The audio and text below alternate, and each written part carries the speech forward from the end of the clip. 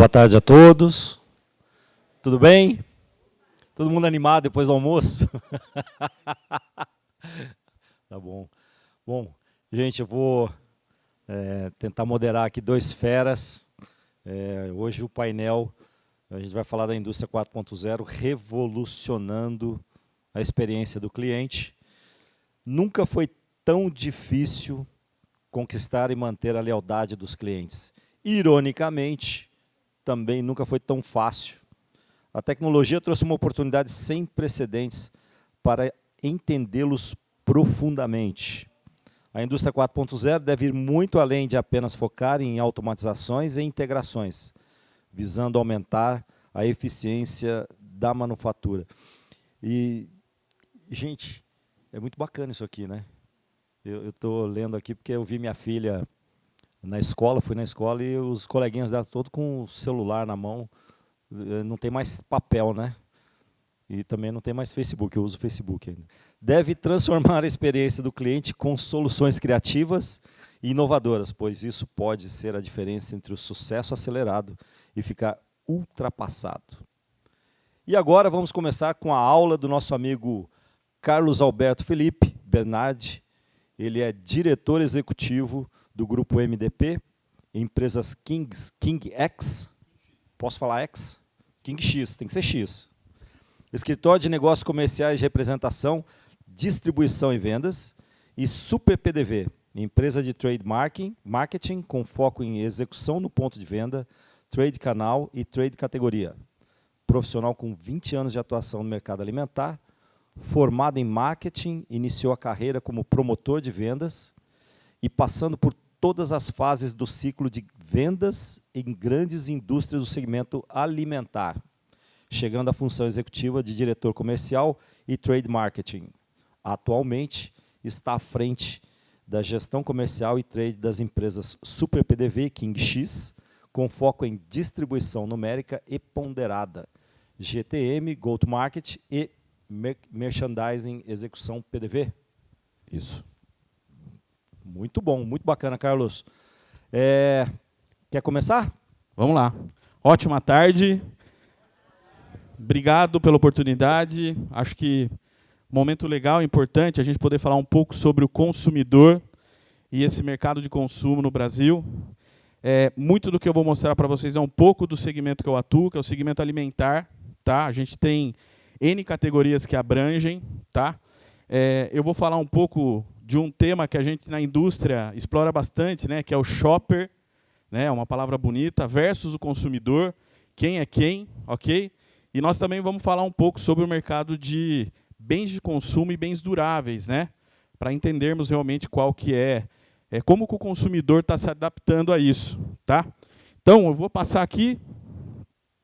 Hoje, quando eu falo de alimentos, né, quando o consumidor chega no supermercado, o que ele enxerga é isso, ó. É uma gôndola cheia de oportunidades, produtos, marcas, variedades, né? E ele tem que se identificar com isso. É isso que a gente enxerga hoje quando a gente vai ao mercado. Porém, né, o shopper, né, ele tem um mundo de produtos, né, na cesta dele. 7 em cada 10 escolhas de marcas são feitas na loja, tá? Seja virtual ou presencial, tá? E 50% das decisões de compras do shopper não são planejadas. Então, acho que já aconteceu com todo mundo aqui de repente ir para o mercado e comprar alguma coisa que não estava na lista. Correto? Já aconteceu com alguém ou não? De chegar no supermercado com uma listinha com 10 itens e voltar com 15 para casa? Comum, gente. 50% de quem está aqui nessa sala faz isso, inclusive eu. Tá? Mas, afinal, né, quem é o shopper? Né? Quem que é essa pessoa, né, que a gente fala em relação ao consumidor? O shopper, gente, é todo mundo que compra os produtos, independente se é consumo ou durável, tá? Podendo consumi-los ou não. Ok? Então, quando a gente ouvir falar de consumidor e shopper, tem uma diferença entre eles, né? O shopper, ele identifica os produtos que procura, muitas vezes com as marcas que ele confia, certo? As marcas de confiança. Ele está sempre atento e buscando por novidades, ok? E ele sempre busca entender os benefícios e as funcionalidades do que ele está procurando, tá? Quando a gente fala, então qual que é a diferença entre eles, né? Básico, o consumidor, ele utiliza o produto, tá? Ele desenvolve relação com a marca, ele é influenciado pelas mídias sociais, pelos canais de mídia, ele avalia a performance do produto que ele comprou, tá? E ele tem uma perspectiva individual daquilo. É igual quando a gente vai comprar um carro. Muitas vezes a gente fala, pô, eu adorei esse carro, é lindo, mas a minha esposa não gostou. Ela não é o consumidor, quem vai usar o carro sou eu. Então, o consumidor, pela lógica, é quem realmente vai consumir o produto.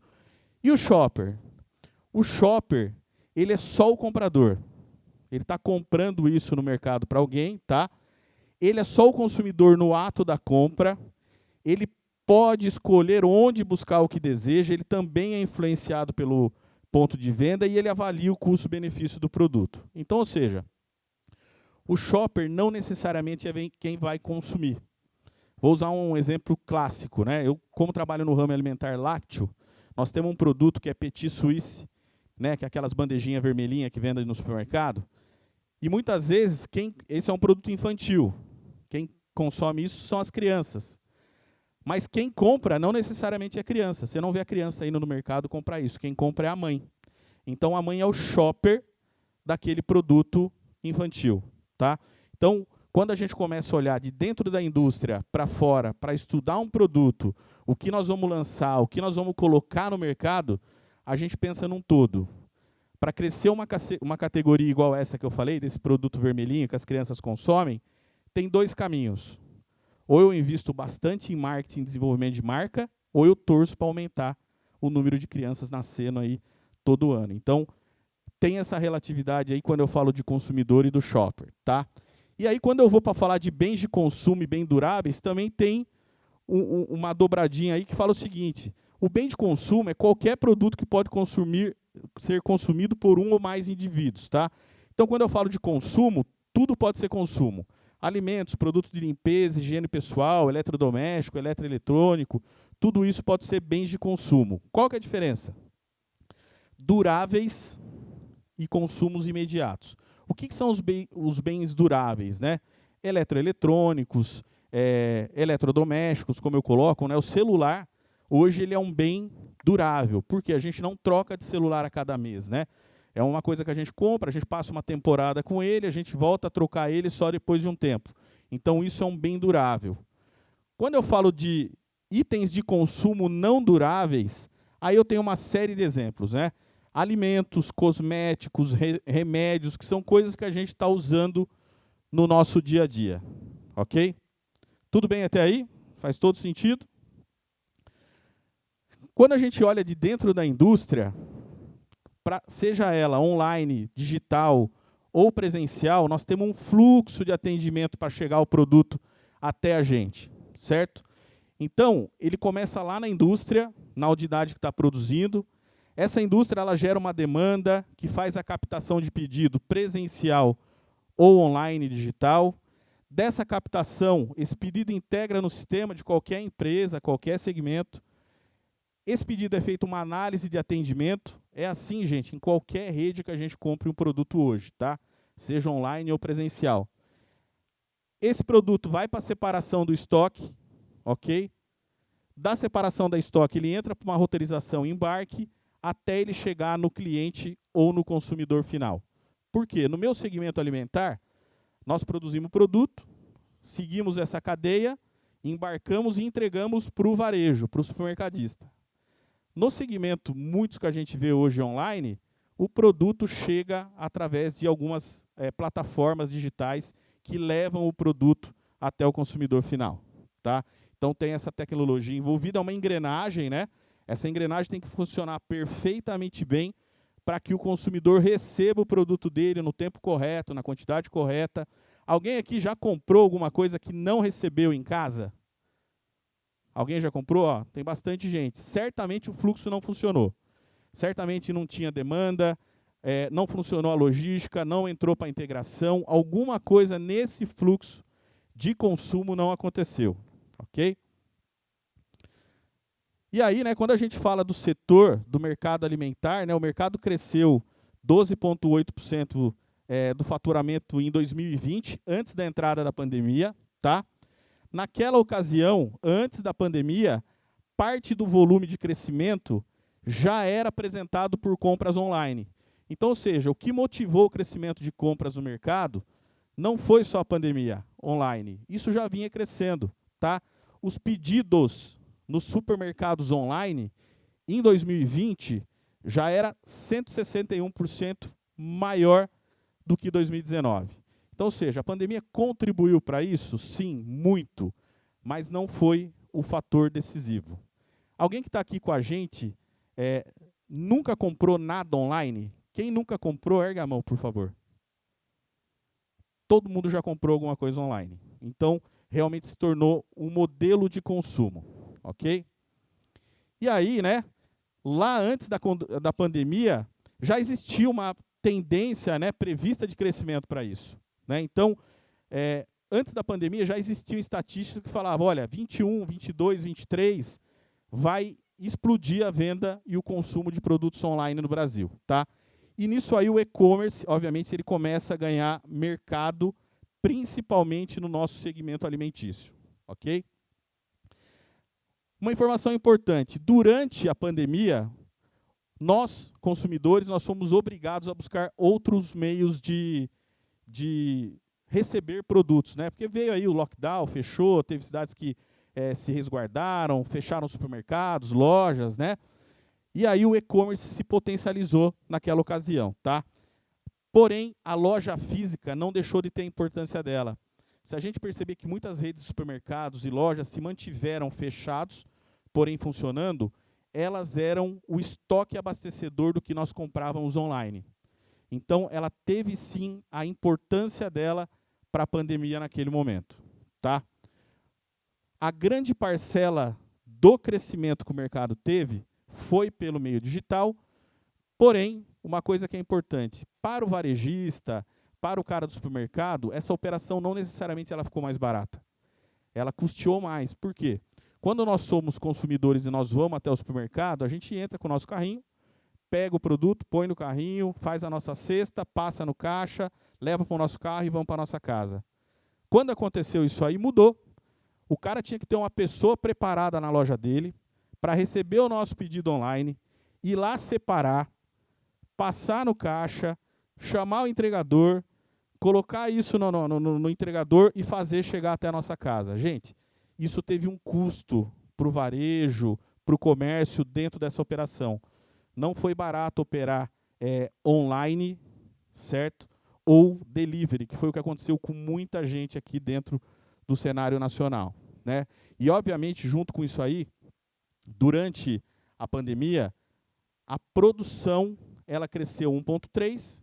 Por quê? Porque as lojas estavam fechadas, porém o consumo aumentou 16,9%. Então, ou seja, a gente, com tudo que nós passamos, nós ainda conseguimos crescer o potencial de produção em 1,3%, mas o consumo em si, o faturamento, ele aumentou 16,9%. O mercado alimentar, durante o período, representou 766 bilhões. Ok? Então, é um número bem expressivo para o negócio. Ok? Como eu falei, né, a indústria pós-pandemia ela continua crescendo, agora em 2022. Tá? Nós ainda temos uma herança deixada pelo Covid, tá? Que é praticidade, né, essa praticidade de consumo e de compra online por delivery. Né? Tem eu falo que quando a gente fala de delivery, teve algumas redes que criaram a plataforma do Clique Retira. Alguém comprou alguma coisa online que passou a retirar no supermercado aqui ou não? É isso. Muita gente fez isso porque é caro pedir para alguém entregar lá em casa. Não é barato. Então, foi meio que vamos dividir esse negócio com a indústria, entendeu? Com o varejo, com o comércio. Ó, você pode pedir aqui para mim, eu ponho uma pessoa para separar para você, mas você passa a pegar aqui. Eu não consigo te levar aí não. Pode ser? A gente combinou o jogo com o comércio. Então, fez com que a gente passasse pela pandemia abastecidos. Quando começou a pandemia, eu não sei se vocês se recordam, teve várias matérias que falavam, gente, está acabando o papel higiênico no supermercado. Corram e compram um monte de papel higiênico. Aconteceu muito, gente. E não faltou papel higiênico durante o período. talvez tenha faltado na entrada, né, da pandemia, todo mundo correu, comprou, tem gente que tem papel higiênico até hoje em casa, estocado, né? Mas isso é um fato, tá? E aí, como que a gente faz, né, como empresa, comércio, para incentivar o consumo? Porque se eu precisei fechar tudo, eu tinha que dar um jeito de chegar no consumidor. Aí vieram as plataformas de mídia, né, que a gente fala, mídia online e mídias offline. Tá? O que são as mídias offline? Nós usamos muito pouco algumas delas durante a pandemia, né? Mas offline, rádios internas, né, de supermercados, rádios, né, que a gente tem várias rádios hoje, as empresas começaram a divulgar na rádio, porque como estava todo mundo em casa, a pessoa estava fazendo alguma coisa, ou vendo a TV ou escutando uma rádio. Então a gente começou a anunciar mais em rádio, né?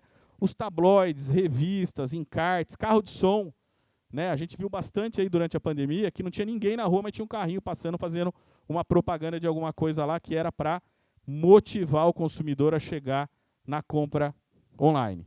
Aí nós tivemos muito, né, que foi o fenômeno aí, que são as mídias online, né? As vendas por site, e-commerce, app, Facebook Ads, né, Instagram Ads, YouTube, WhatsApp, né, aqueles grupos de transmissão que o WhatsApp criou, que os caras mandavam as ofertas, né? O Google Display, o Waze, né? Até o Waze hoje, né, passou a fazer, durante um período, começou a fazer venda, né, divulgar marcas, né, não fazer a venda, mas divulgar a marca. Além dos influenciadores digitais, né? A pandemia potencializou isso. Acho que hoje todo mundo tem um amigo ou conhece algum influenciador digital. Isso aconteceu muito, gente. Associar a marca de uma pessoa conhecida, importante a um produto, para fazer com que o consumidor chegasse até o produto. Tá?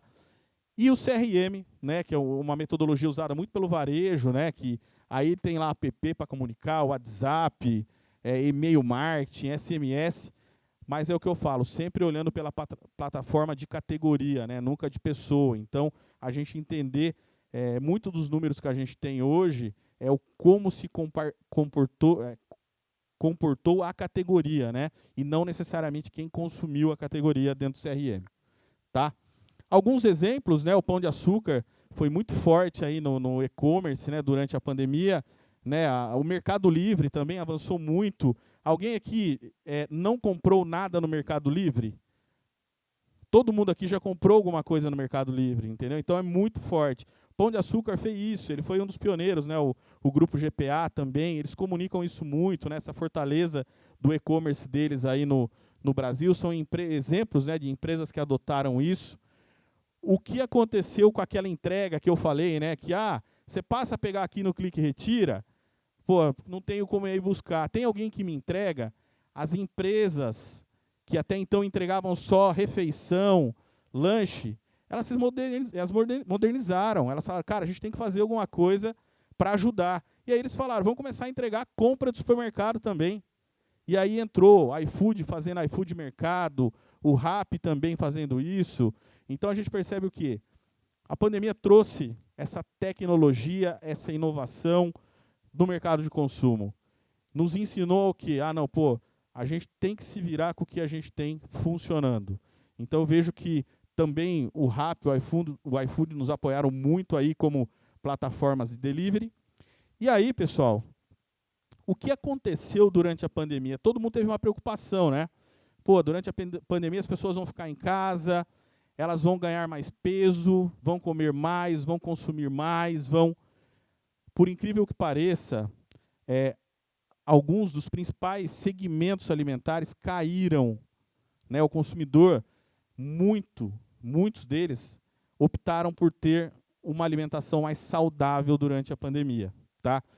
E esses números, né, se a gente olhar, o mercado reduziu para muitas categorias importantes dentro do mercado de consumo. Por exemplo, o mercado de produtos com glúten, 27% de retração.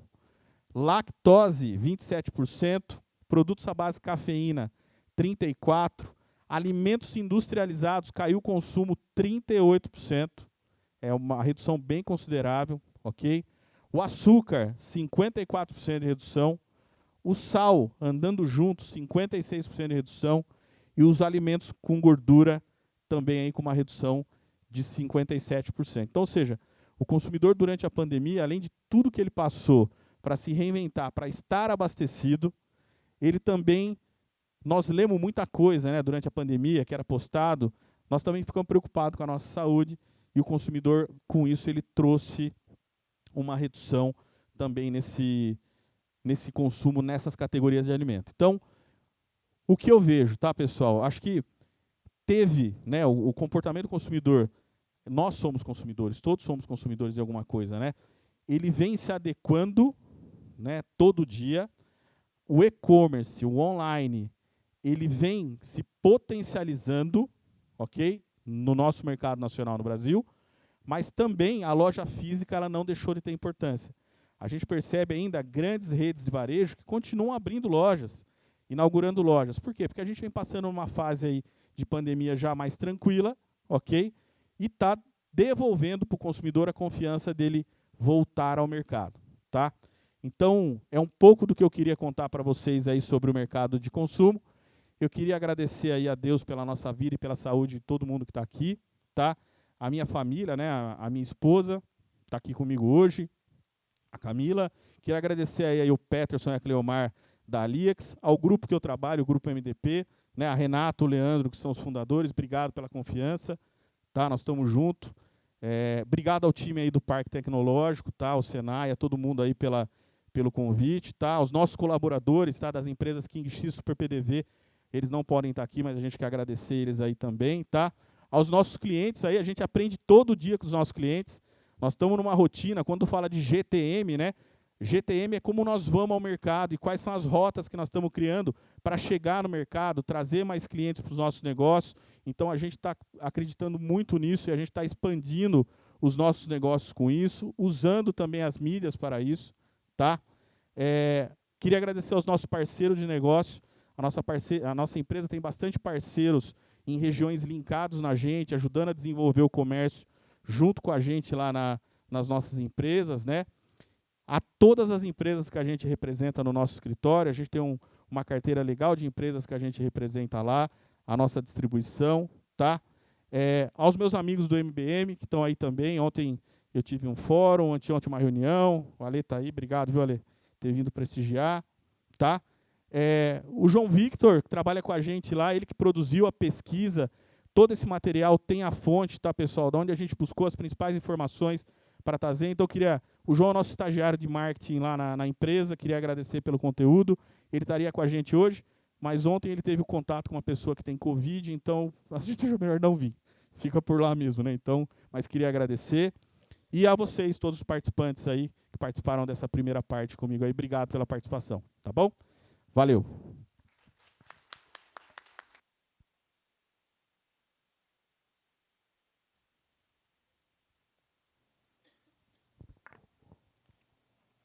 Bom, muito bacana, Carlos.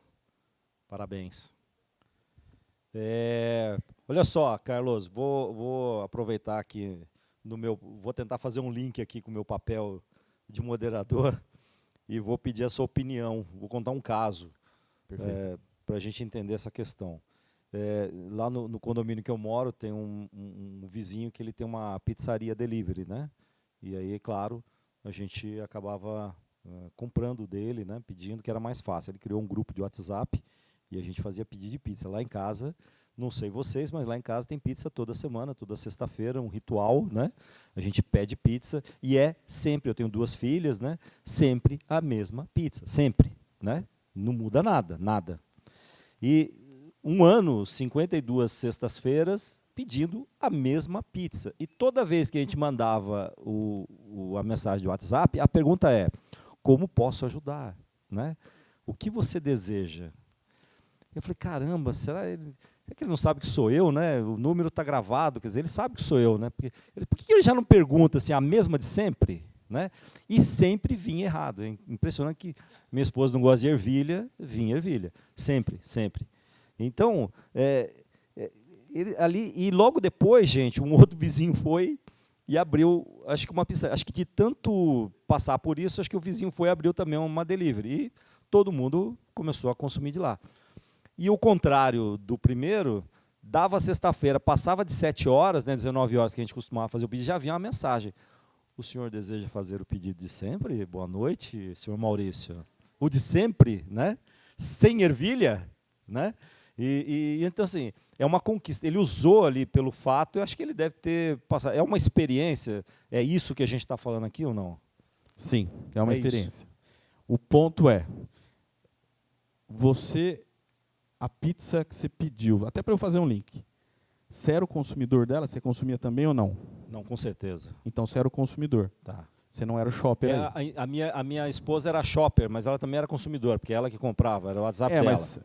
Mas ela consumia Ela também. consumia também. Então ambos são o consumidor. Então ali não tinha shopper. Não tinha shopper. Tá bom. Vocês dois. E aí tem um ponto que você comentou que é muito importante, que é um outro tema também que apoiou muito gente durante e vem fazendo até hoje. O que está fazendo a diferença hoje nos negócios chama-se serviço, entrega, né? E não é entrega só, é realmente assim, todo mundo gosta de pedir e receber certinho.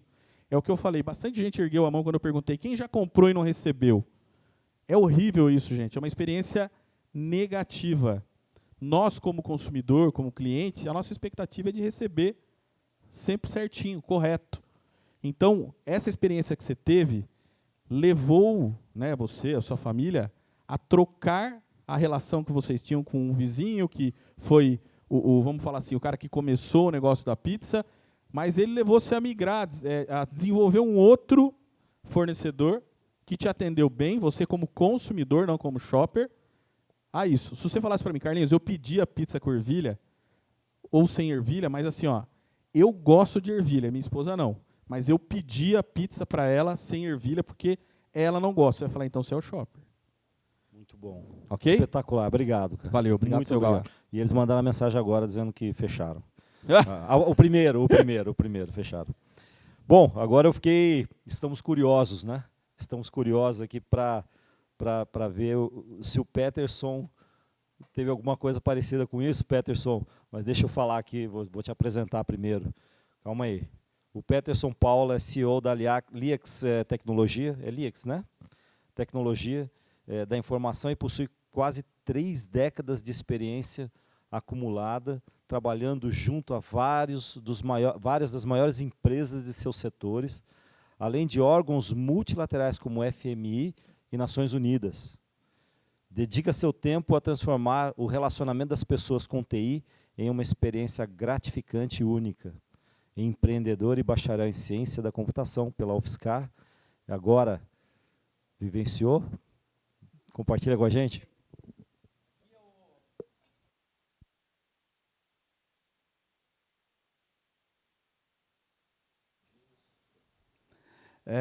Para começar, eu já comecei com o meu contato aqui, o QR Code tem todos os meus contatos, se quiserem conversar, perguntar alguma coisa.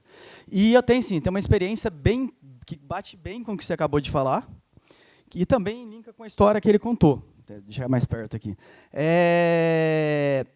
Eu venho de uma família de representantes comerciais, estão até aqui. Meu pai, meus irmãos, eu sou a única ovelha negra da família que foi trabalhar com TI. Então, assim, só eu que não fui seguir o caminho da indústria e de trabalhar junto. Mas eu aprendi uma coisa com eles, que é problema acontece sempre. O nosso trabalho é resolver. Só existe serviço, só existe empresa, só existe produto, porque a gente está resolvendo alguma coisa. Então, assim, o dia que não tiver problema, não existe mais economia. A gente precisa resolver problemas. O que a gente precisa fazer é melhorar, é evitar o problema, sim, mas também melhorar a experiência quando acontece um problema. Ele fazer parte do nosso processo. E, recentemente, minha esposa está aqui, sabe tem uma música que é assim, já morei em tanta casa que nem me lembro mais, a gente é desse jeito. A gente já morou em tanto lugar, mas tanto lugar, que eu trabalho com TI. Então, muita consultoria, eu já morei em São Paulo, já morei em Moçambique, na mesma cidade, já troquei de casa 2, 3 vezes no ano. E, recentemente, a gente decidiu parar, graças a Deus, e nossos colaboradores, nossos clientes, você realizou o sonho, comprou uma casa, daí a gente foi começar a transformar em lar. A gente foi lá e foi começar a decorar a casa, comprar casa. E eu sou do interior, do interior, né? Eu sou lá de Lorena, bem pequenininho ali. E vamos fazer o quê? Vamos para o shopping. Procurar alguma coisa, vamos dar uma passeada. Também eu adoro vir aqui para São José por causa do Outback. Lá em Lorena não tem Outback, então eu adoro uma costela. Vim aqui no shopping para aproveitar no Outback. E eu estava na primeira fase da jornada do cliente. Eu estava ali ainda na descoberta, que hoje eu descobri que tem até algum jeito legal de lembrar dessa jornada. Estava vendo uma palestra hoje de manhã que... Já ouviu falar do funil pirata? Você já ouviu? É o AR, sabe? AR. Eu nunca tinha ouvido falar do funil pirata, que daí é o jeito de lembrar as fases. É 3 As e 3 Rs. E eu estava na primeira, que era a descoberta, a awareness. Eu comecei a passear pelo shopping, comecei a dar uma olhada, comecei a escolher coisas. Eu estava procurando alguma coisa para casa e entrando numa loja de uma loja do shopping, eu cheguei no vendedor que me vendeu esse Monet. Ele conseguiu me convencer a comprar esse Monet que está aí na televisão. Ele sabia tudo que eu perguntava para ele. Ele tinha as informações, tudo o que queria, entendeu o meu problema, me atendeu muito bem. Mas como eu estava ainda na fase da descoberta, eu estava na awareness, eu falei, olha, vou sair, vou dar uma volta, vou dar aquele papo que a gente fala quando a gente vê, né? E, nesse momento, o rapaz pegou e falou assim para mim, não, mas olha, se você for pesquisar na internet, você pode comprar pela internet depois, aqui mesmo, pelo mesmo preço. Pô, que legal isso, boa sacada. Eu falei, não, tá bom, eu vou dar uma pesquisada, depois eu volto. Deixa eu gerar um link para você, que daí na hora que se você decidir, você já compra. Eu falei, olha, o cara já está me segurando. Ele já está tipo, olha, eu vou pegar. E o cara foi tão simpático, que eu peguei e falei, quer saber, eu vou comprar. Vou comprar com ele. Fui lá, fechei. Na verdade, isso daí não é um quadro, é uma TV. É uma TV. E foi aí que começou o problema. Comprei. Estava muito feliz, estava igual ele falou, estava louco para receber minha TV. Minha esposa está rindo ali porque tipo, eu ficava, será que vai chegar hoje? E agora, vai chegar hoje? Vai chegar? Vai chegar. Quando chegou, a moldura não encaixava. Eu fiquei tentando fazer essa moldura encaixar de um jeito, de outro. Entrei na internet, olhei vídeo. Tipo, falei, não, isso daqui não é possível. E daí começou o meu, como que eu chamo? Minha jornada de desespero. Eu fui pelo Vale das Sombras. E liguei para o vendedor. Vendedor bom. Falou, cara, não vou ver, mas é que não está aparecendo no sistema aqui para mim. Eu, não, tá bom. Entrei em contato com o canal de compra online. Ah, não, você tem que falar com o vendedor. Eu, tá bom, vamos lá ver. E depois de várias e várias idas e vindas, eu falei, quer saber, eu vou falar com a indústria. Vou ver se eles me ajudam. Eu quero entender o que está acontecendo, que ninguém tinha me explicado ainda o que tinha acontecido. Cara, eu fui extremamente bem atendido pela indústria. Não foi a indústria que me vendeu, não foi. Mas eu fui muito bem atendido. Eu cheguei no site, tinha canal chat na hora, tinha WhatsApp, e não demorou. Eu falei, vou mandar mensagem, você sabe que você fica, você é o número 35 da fila. E daí, na hora que você está no 30, na hora que você é o primeiro, cai. E daí você vai ter que entrar de novo. Mas não, fui atendido rapidamente. A menina não me explicou tudo e falou, o que deve ter acontecido é que você comprou de ano diferente. E daí, realmente, eu tinha comprado o modelo 2021, e a borda, ele tinha me mandado de 2020, por isso que não estava fechando. Acabei, quer saber? Cancelei, e ela ainda falou, olha, se você quiser comprar, aqui no site já tem entrega num prazo menor do que o varejo entregava. Eu falei, caraca, a indústria está entregando num prazo menor que o varejo. O pessoal está eficiente, está bem integrado, entregando para o consumidor, direto pelo site. Fiz a compra, cancelei, nem esperei, não sei nem se até hoje eu recebi reembolso, tenho que conferir, mas não da TV, né? Eu cancelei só a moldura. Chegou rápido, virei fã da marca, sabe? Então, você pega o... Não, eu vou... Depois eu vou voltar lá. Você pega, vou pular um slide aqui que eu me confundi aqui, esse daqui. Eu estava aqui nessa primeira etapa, na descoberta. O cara da loja, o vendedor, conseguiu me jogar direto ali para compra. Direto. Ele pulou a etapa. Ele foi lá e simplesmente pulou a etapa. O resto da empresa não soube aproveitar para me fidelizar. Começou bem, mas não teve a preocupação com o resto da cadeia. Então, pensa assim, o tanto de marketing que você investe, o tanto de propaganda, o tanto de publicidade, você consegue captar o consumidor, você consegue pegar, ele vai lá, comprou, fez uma venda alta, a venda não foi uma venda pequena, me fez um upsell ainda me vendeu uma moldura ainda. Eu estava procurando decoração, comprei uma TV 4K, sabe? 4K com moldura, que viram, é um quadro caro, sabe? Tipo assim, mas eu fiquei feliz ainda. E no pós-venda eles perdem. Tipo, só porque não tinha alguém para me dizer o que deu errado, gente. Então, qual que é a dificuldade disso? O que deu errado? Troca, acabou. E nessa linha, a indústria foi lá, pegou, lá no serviço, que nem foi ela que vendeu, mas o produto é dela. Aí a experiência... Tem uma frase que eu escutei, que eu gosto muito, que é: o sucesso não precisa de explicação. E o fracasso não aceita desculpa. Não importa se a culpa foi da indústria ou não. A marca dela que estava lá. Se a minha experiência tivesse sido ruim com ela, eu ia continuar do mesmo jeito chateado. Mas não, ela recuperou. Eu fiquei fã da marca, estou para comprar outra TV, vou comprar deles também. Troquei o meu celular, peguei o deles também.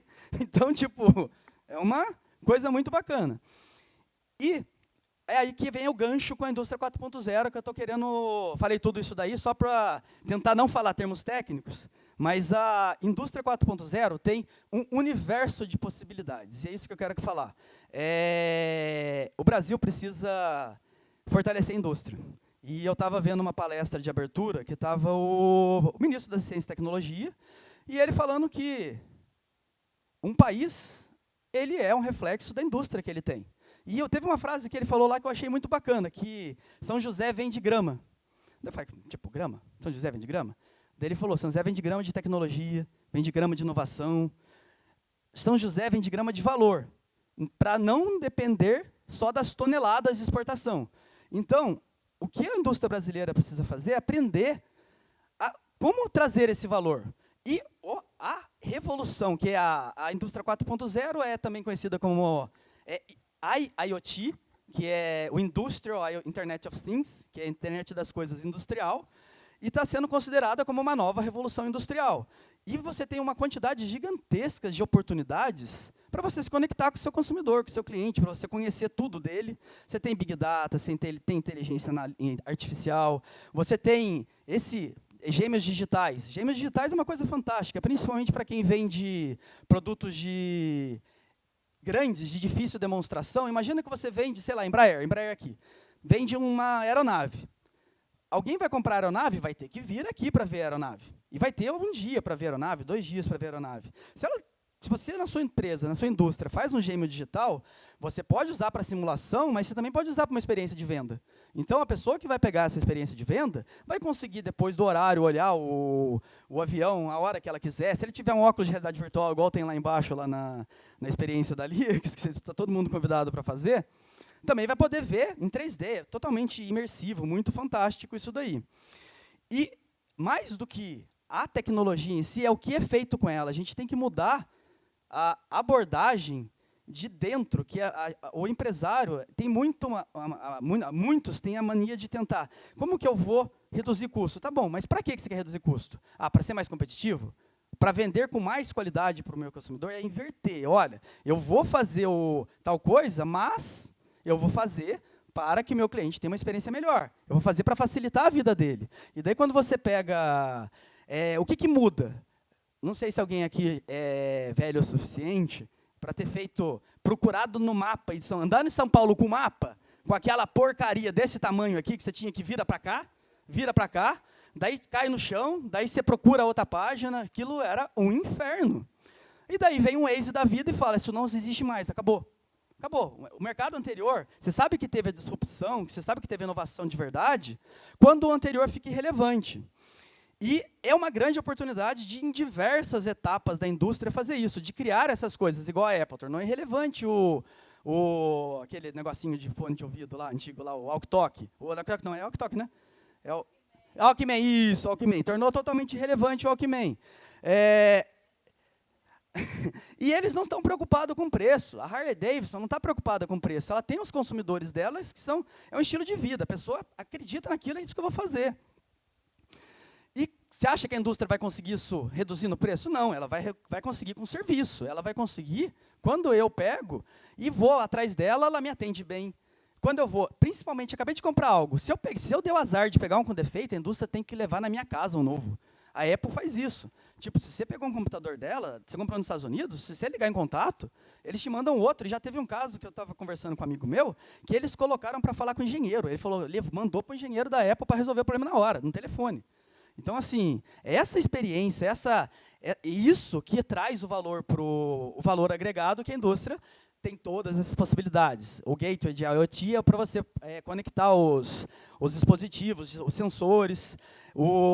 Você tem vários sistemas que misturam o mundo físico com o mundo digital. Tem algumas partes de o Phygital, que o pessoal fala em alguns contextos. Então, você tem a digitalização da fábrica, gêmeos digitais, internet de serviços. Você tem a automação do fluxo de RP, resumindo, tem todas essas coisas e várias outras, mas a principal pergunta que todos devem se fazer é, para que eu preciso disso? O que vai melhorar a vida do meu cliente nessas etapas? Eu estou tornando a descoberta dele melhor? Eu estou fazendo a busca dele mais prazerosa? É a compra? O que é que eu estou fazendo que está agregando valor para ele? E daí, por exemplo, o exemplo que eu dei lá do gêmeo digital. Cara, ali tanto na fase da descoberta quanto a busca, vai melhorar a vida dele. Porque ele vai conseguir estar dando uma olhada no produto que ele tem. Quando as informações do produto elas são fáceis de encontrar, então, por exemplo, eu gosto de usar o Google para pesquisar. Se eu pesquiso alguma coisa da marca e não está lá, eu vou comprar, tipo, se eu não tiver uma marca na minha cabeça, eu vou para o primeiro que apareceu lá e que me deu a informação. Que tem hora que eu acho que a indústria deixa muito na mão do varejo para ensinar sobre o produto dela. Ela confia que vai ter informação relevante e precisa. E, às vezes, eu entro no site e estou querendo saber, tem essa funcionalidade? E eu não consigo. Eu vou num lugar e não está lá. E se eu olho em todos, está uma cópia colada. A gente pensa, vou na página da indústria para ver se está lá. Não está.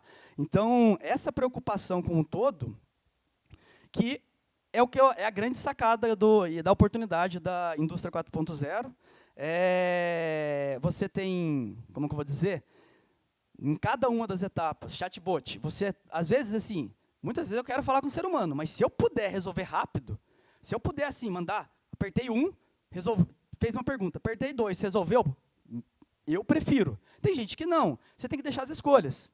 Você tem que deixar para a pessoa os canais que vão permitir que ela escolha. Você não pode decidir por ela. Eu acho que meu call center está muito caro. Cara, eu vou terminar ele. Tá bom, mas você sabe se o seu consumidor vai querer ter pelo menos um canal de call center? Você tem que, pelo menos, fazer um estudo a respeito disso. Ou você vai falar assim, olha, eu não preciso de inteligência artificial. Como que você decidiu isso? Ou o contrário, eu preciso. Mas preciso para quê? Se você não pensar num uso de verdade, vira pura fantasia e modinha. Você não pode querer fazer todas as coisas só porque está na moda. Que tem muita coisa que esse pessoal começa a fazer, não. Agora temos que fazer XPTO. Tinha até uma propaganda, né, que agora a moda é comer chocolate, mas é com brócolis. Eu lembro que tinha uma propaganda dessa. Então vira isso. Você não pode não pode simplesmente fazer por fazer. Você tem que entender o que você vai fazer, você tem que ter um objetivo, você tem que ter uma estratégia, tem que estar alinhado com a sua estratégia de negócio, para que faça algum sentido você fazer o investimento. E eu acho que era isso que eu queria falar, eu acho que até tem um tempo, mas acho que eu vou usar para ver se alguém tem alguma pergunta. Porque o tema de Indústria 4.0 tem muitas e muitas tecnologias. Talvez tenha alguma que seja mais interessante da gente conversar. Obrigado, gente.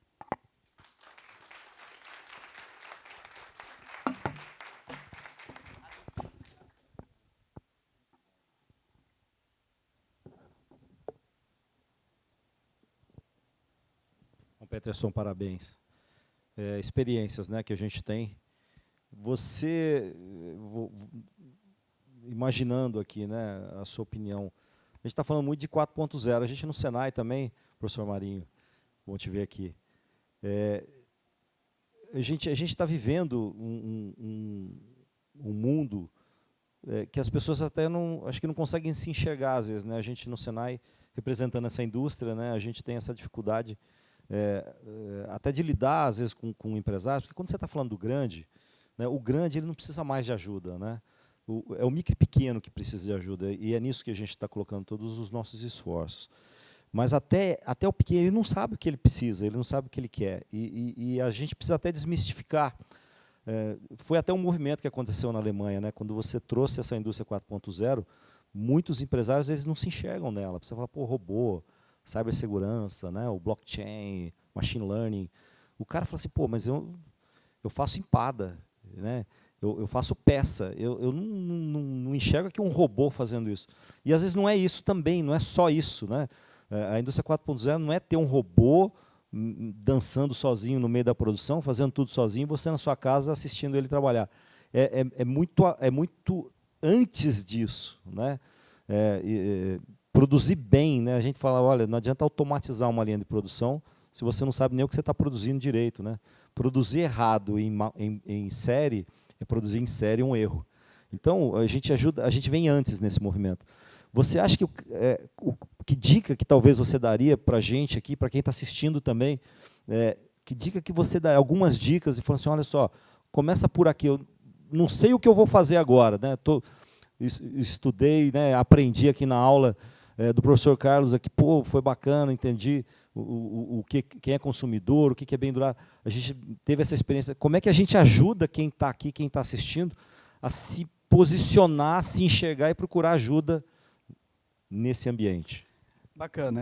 A primeira coisa é o cara que fazia pizza para você, ele tinha uma oportunidade de fazer uma coisa simples. Era tipo, ele podia simplesmente ter um controle ali, que se fosse em Excel, dos clientes recorrentes dele. Ele já podia começar por aí. Daí, conforme isso, ele ia evoluindo, ele ia evitar de ter perdido você. Porque, realmente, você não pode deixar de conhecer o seu consumidor desse nível. Você tem um nível que você conhece em detalhe, mas, pelo menos, alguma coisa você tem que conhecer. E a dica que eu dou é sempre assim, pensa simples, sabe? É sempre o que você faz, para quem você faz, e olha esses passos da jornada como se fosse o seu consumidor. Mapeia ela como se você fosse ele. Como que é um dia de um consumidor entrar em contato com você? Ele vai fazer o quê? Ele vai me mandar uma mensagem no WhatsApp. Olha, isso é bacana. Parece uma experiência bacana. Daí, ele vai colocar o pedido dele. Na hora de colocar o pedido, ele vai ter que digitar tudo? Ele pode falar? Será que ele tem um cardápio? Será que ele tem um robozinho para ele escolher? Será que ele tem um histórico? Começa a pensar em quais pontos você pode ajudar o seu cliente. E daí os pontos que você chegar à conclusão que está mais difícil, provavelmente é o ponto que você tem que trabalhar primeiro. É o lugar onde o seu cliente estiver com dificuldade, é onde você vai ter que ir lá e resolver o problema para ele. E daí, você não procura solução, você não procura um problema para a tecnologia resolver. Você pega um problema e daí você vai ver qual tecnologia resolve aquilo. Mas o foco é resolver um bendito problema.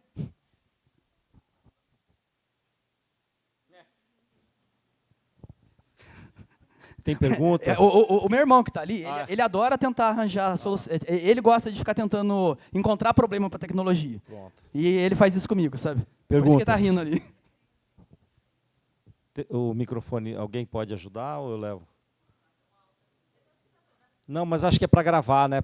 Para ficar gravado tem que ter o microfone. Acertei? Acertei, né? Boa. Ganhei até um joinha.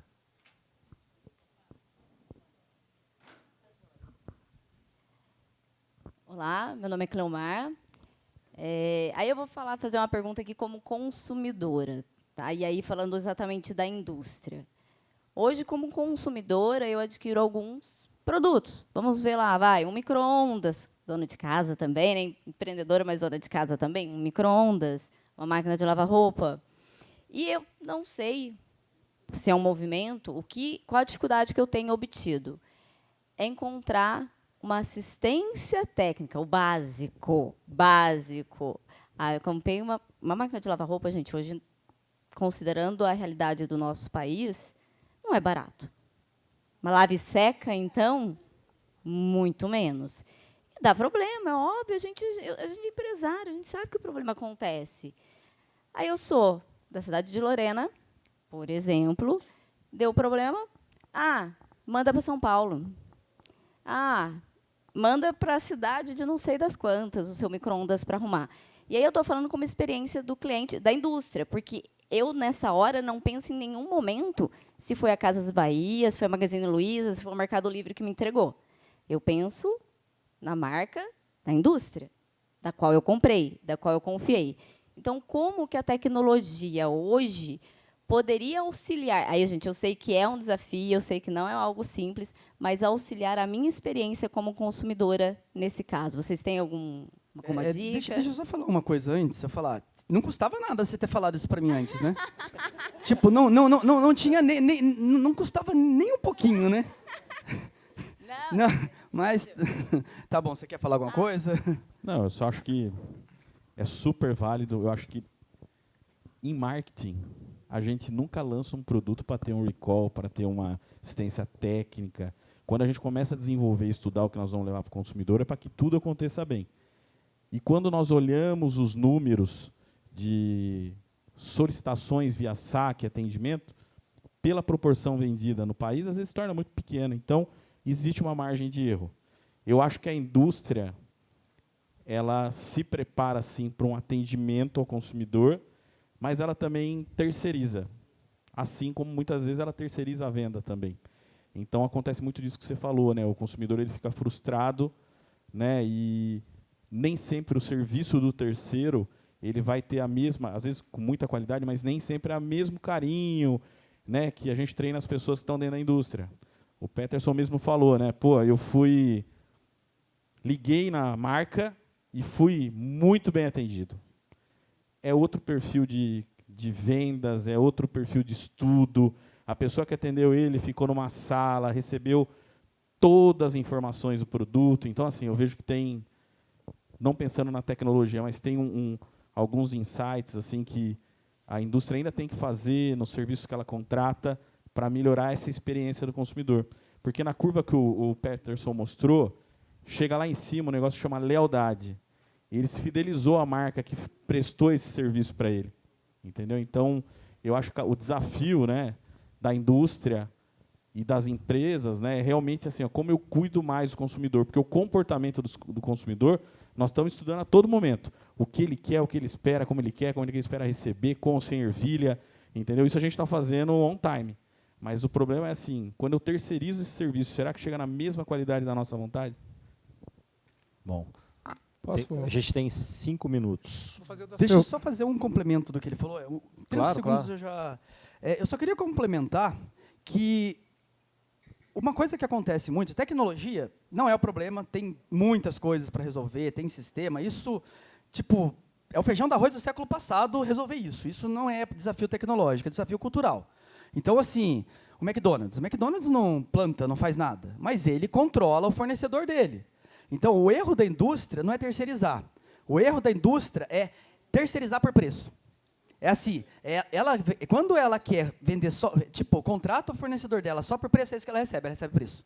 E daí, às vezes, ela gasta um puta dinheiro com marketing para chegar na marca, para lá no final, o cara que vai ter o último contato com o cliente, a last mile ali, o último do último, na hora que o cara vai comprar outro, ele tem uma experiência ruim, vou trocar de marca. Desculpa, só. Bom. Não, mas é isso também. Posso fazer duas Claro, perguntas? claro. Uma Fala seu nome. é Celso Verde, engenheiro. Vou perguntar ao Carlos. No Brasil, o delivery deu sucesso. Vocês têm algum estudo de lá de fora do que aconteceu? Deixa eu fazer a pergunta para o Peterson. Peterson, falar em indústria. No fim do ano, minha esposa resolveu, quero comprar um aspirador de pó, tipo vassoura. Ok. Eu, como engenheiro, deixa comigo, eu vou fazer uma compra técnica. Né? E foi pesquisar na internet, tecnicamente, qual produto se adequava a nós. Aí eu escolhi marca Electrolux. Tinha coisa para limpeza de pet, realmente tira os pelos dos gatos e cachorro. E bateria 45 minutos. Que maravilha, vai limpar o apartamento tranquilo. A minha ajudante vai adorar. Chegou o produto, mas eu não fui tão feliz. Opa, o produto chegou, eu falei assim, made in China. Quando eu vejo made in China, eu quero chorar. Bom, uma semana depois fui testar a máquina. Bateria 20 minutos. Reclamei. Não, você já passou de uma semana. Tudo bem. Vou na assistência técnica. Graças a Deus eu moro em São José, porque a assistência técnica tem para tudo. Maravilha. Bom, aí começou a minha briga de jornada. Eu levei na assistência técnica, olha, a bateria dura 15, diz 45. Não, mas esse aí dura 15 mesmo. Eu falei, mas como? Está na internet 45. Aí eu descobri o seguinte, você conhece a história do Ctrl+V, Ctrl+C? Os merdas, desculpa, da Electrolux copiaram todas as informações idênticas para os produtos. 45 minutos para todo mundo. Tinha uma variação ou outra. Fui, pequenas causas, apareceu lá no juizado, no fórum, todo o processo. Aí queriam propor um produto que não limpava o PET, mas dava a tal da bateria que durava tantos minutos. Eu falei, não, mas o produto que eu pedi eram duas importantes, o PET e a bateria. Aí eu vi lá, nossa, mas tem um produto de vocês aqui mais caro que me atende os dois. Um detalhe, era 1.900, entrou em promoção, porque eu deixei correndo, 3 meses apareceu por R$900, é hoje, comprei, né? Aí eu fiz uma proposta, custava 2.500 ou melhor. Olha, eu te dou R$300, a gente negocia se me dá um produto melhor, porque ele queria oferecer um que só atendia um lado. Negociamos, mandaram o aspirador de graça. Surpresa, 15 minutos. Então eu lhe pergunto, como é que você resolve isso? Uma grande empresa, Electrolux, que desde que eu nasci eu conheço o Electrolux, e acontece isso. Então vocês estão falando que as grandes se protegem? Discordo. Bom, olha Celso, só, né? Eu não tenho o número do como foi viu, o delivery Carlos? consumo. 1 minuto, tá? Tá. 1 minuto. Mas fica como lição de casa para eu olhar isso também, ok? Olha, eu vou falar rapidinho. Primeira coisa, eu sou de Lorena e eu comprei um fogão da Electrolux. Tipo, eu demorei quase que um mês para poder ligar uma mangueira. E que eu não podia ligar a mangueira. Estava lá, você perde a garantia se você ligar a mangueira. Eu fiquei e o bicho. E o que deve ter acontecido foi, talvez o pessoal de TI entenda a piada que eu vou fazer agora, foi um estagiário que deu update sem wire na base de dados inteira e trocou todas as especificações para a mesma especificação. Para colocar a culpa no estagiário, não precisa ser TI. Todo mundo põe. Todo mundo. Gente, muito obrigado. Carlos, Peterson, muito obrigado pelas aulas aqui que vocês deram. Obrigado pela presença de todos. Acho que a organização, se tiver mais dúvida para entrar em contato, todo mundo tem acesso, né? Eles têm acesso, todo mundo tem acesso aos contatos daqui da mesa. Então, gente, muito obrigado e até a próxima. Obrigado, gente. Valeu, obrigado. Até a próxima.